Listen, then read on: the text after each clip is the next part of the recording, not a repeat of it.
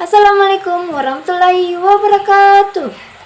Saya Muhammad Warahmah dari Universitas Islam Negeri Alauddin Makassar dari Prodi Kebidanan.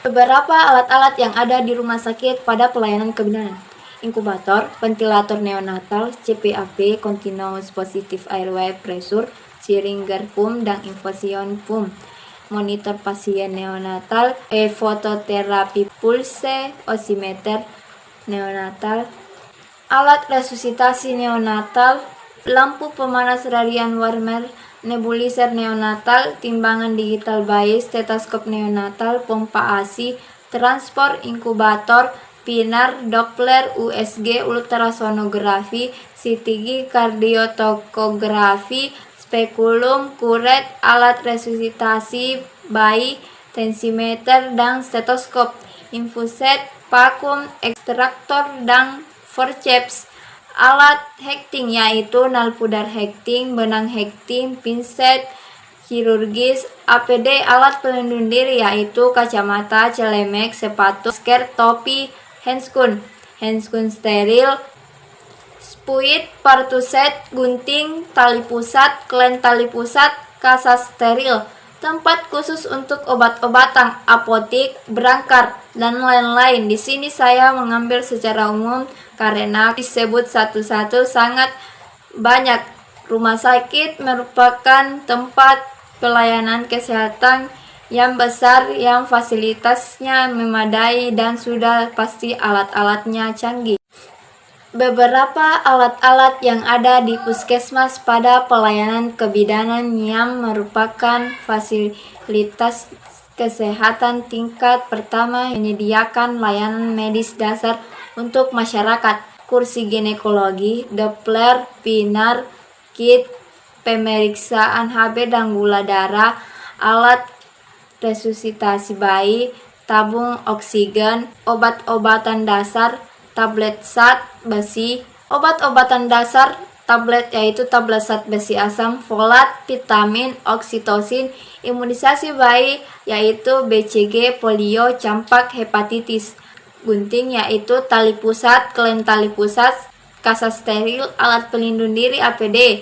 Beberapa alat-alat yang ada pada tempat praktik mandiri bidang yang merupakan fasilitas pelayanan kesehatan yang dikelola oleh bidang untuk memberikan pelayanan kesehatan ibu, bayi, dan keluarga secara mandiri: partuset, Doppler, pinar, tensimeter, dan termometer, spekulum, sarung tangan steril, masker, spuit, meja partus selimut bayi, alat resusitasi sederhana.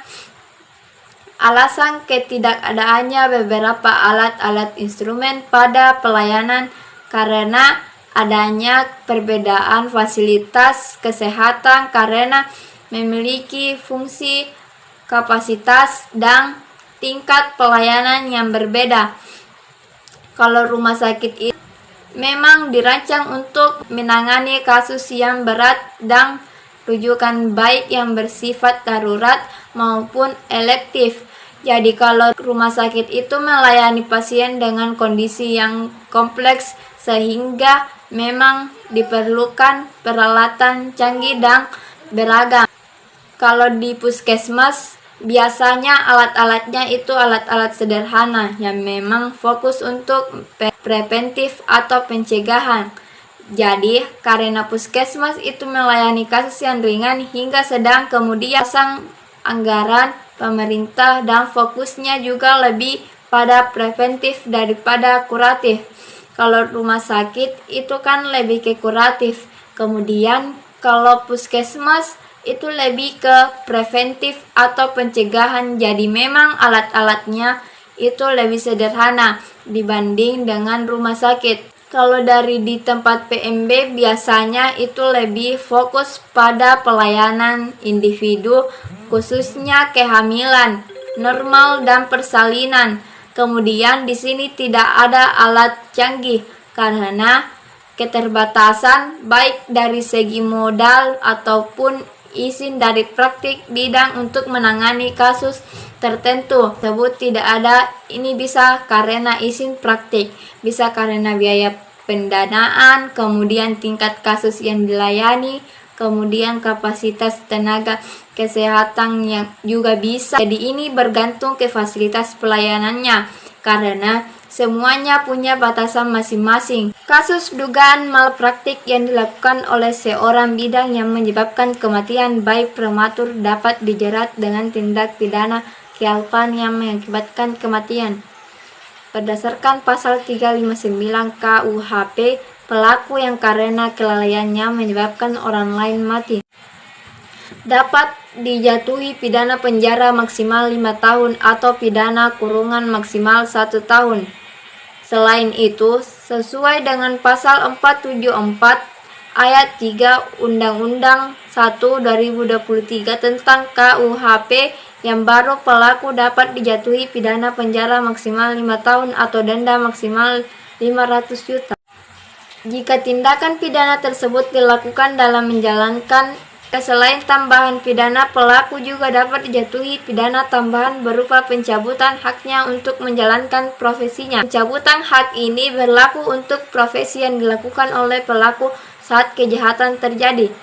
Bidan sebagai tenaga kesehatan memiliki kewajiban untuk menjalankan praktik kebidanan dengan standar prosedur yang benar. Untuk menjalankan praktik tersebut, bidan harus memiliki surat tanda registrasi bidan STRB dan surat izin praktik bidang. Bukti malpraktik yang mengakibatkan kematian akibat kelalaian, maka bidan dapat dijerat dengan pasal mengenai kealpaan yang menyebabkan kematian.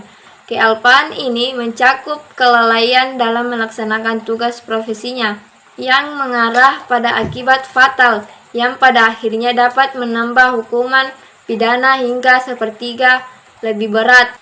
Di samping itu, pelaku juga bisa dikenakan pencabutan hak untuk menjalankan profesinya sebagai bidan. Dan itulah penjelasan saya yang sempat saya berikan mengenai tentang izin dan penyelenggaraan praktik kebidanan. Jika ada kesalahan dan kekurangan, mohon dimaafkan. Wassalamualaikum warahmatullahi wabarakatuh.